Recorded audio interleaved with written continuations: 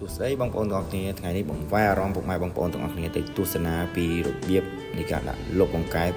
ឬក៏ហៅថាតំបន់ខ្លះគេហៅថាកណ្ដុំឆែបបាទអញ្ចឹងកុំឲ្យខាត់ពេលយូរយើងទៅទស្សនាទាំងអស់គ្នាហើយនេះយើងបានរៀបចំលុបរួចរាល់ហើយយើងតាមចេញដំណើរជិះម៉ូតូទៅអូយបងប្អូនហើយជិះម៉ូតូ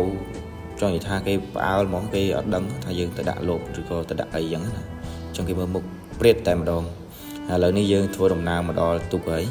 យើងចាប់ផ្ដើមជិះទូកអុំទូកទៅដាក់នៅកន្លែងដែលទឹកអត់លិចអញ្ចឹងមកទេសភាពស្អាតមែនតើហើយកំពុងជិះទូកជិះស្មានតែមនុស្សតាមពិតទិញម៉ងសោះបងប្អូនដោយសារតែគេធូរស្រាយហើយទឹកលិចអស់ហើយអញ្ចឹងនៅសល់តែទិញម៉ងទេអញ្ចឹងចាប់ផ្ដើមដើរទៅរកកន្លែងដែលយើងត្រូវដាក់កង្កែបមើលទីធ្លាគឺទំនងមែនតើទីធ្លានេះហើយនេះជាកន្លែងដែលយើងត្រូវដាក់អញ្ចឹងយើងកាប់អណ្ដៅហើយយើងកប់លបនឹងមកអញ្ចឹងណាកប់លបនឹងឲ្យវាស្មើទៅដើម្បីងាយស្រួលកែបវាមានផ្លោះដើរតមកយើងដាក់នុយអញ្ចឹងនុយនេះគឺខ្ញុំប្រើប្រាស់នុយក្បាលត្រីសុយណាយើងដាក់នុយរួចរាល់ហើយគឺយើងកាច់ម៉ែឈើមកបាំងវាមកបន្ទាប់មកយើងចាំអ៊ុតនៅពេលព្រឹកឡើងតើវាបានឬក៏មិនបានបាទ